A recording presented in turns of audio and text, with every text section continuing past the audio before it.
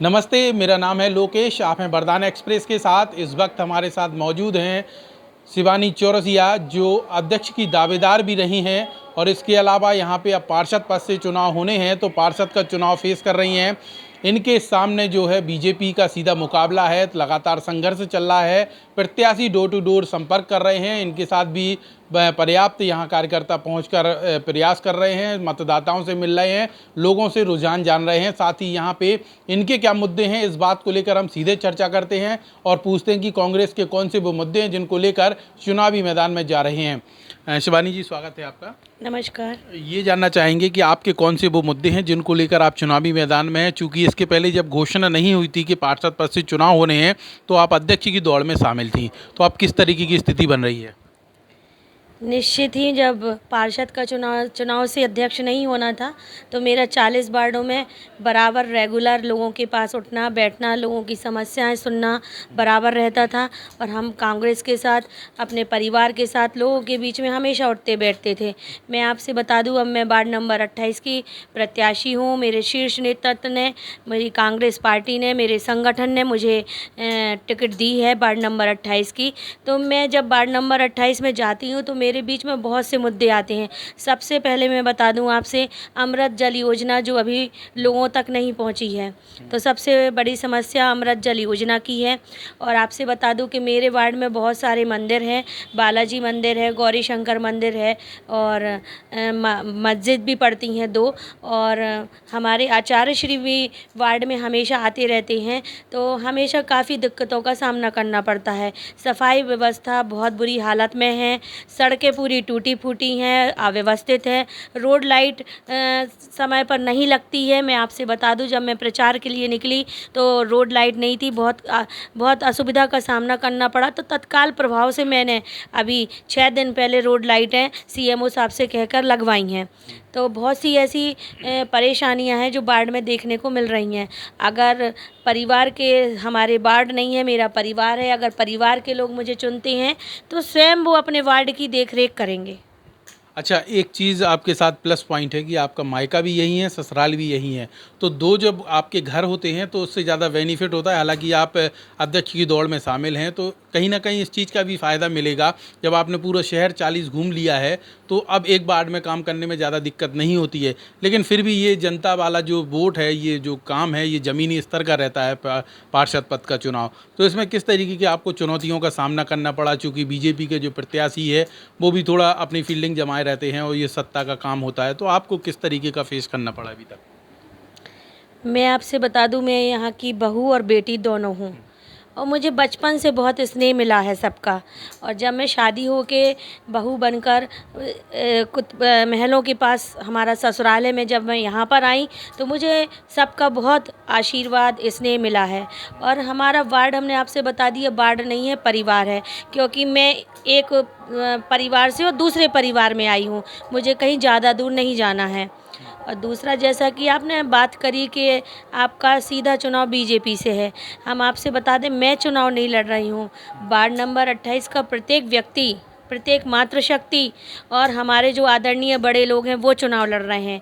और सबसे बड़ी बात बता दूं कि हमारे गौरी शंकर महाराज स्वयं इस मैदान में और फील्ड में उतरे हैं, तो मुझे चिंता की कोई बात नहीं है। जहां गौरी शंकर महाराज का आशीर्वाद रहता है वहां डरने वाली कोई बात नहीं है। कोई भी सामने आ जाए, जब हमारे सामने साक्षात शंकर भगवान साथ में चल रहे हैं तो हमें किसी से डरने की आवश्यकता है नहीं है। अच्छा, एक बात और है कि जो आपका बीजेपी के प्रत्याशी, इसके पहले भी वो चुनावी मैदान में थे, पार्षद पद का चुनाव लड़ा था, हार चुके थे, लेकिन आप इसके पहले भी पार्षद बन चुकी हैं।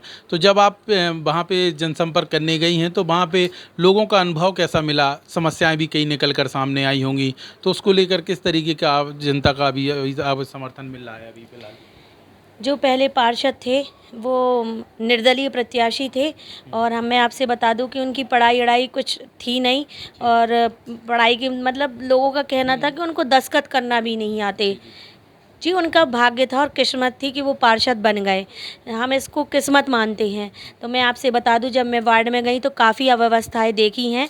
उन्होंने जो अपने सत्र में कार्य किया होगा वो किया होगा, लेकिन जब भगवान हमें चुन के भेजेंगे लोगों के बीच में, तो मैंने आपसे पहले बता दिया कि मेरा वार्ड 28 नंबर नगर पालिका में जाएगा, और जो भी भगवान को अच्छा कराना होगा तो निश्चित ही वार्ड नंबर 28 का ही नाम होगा।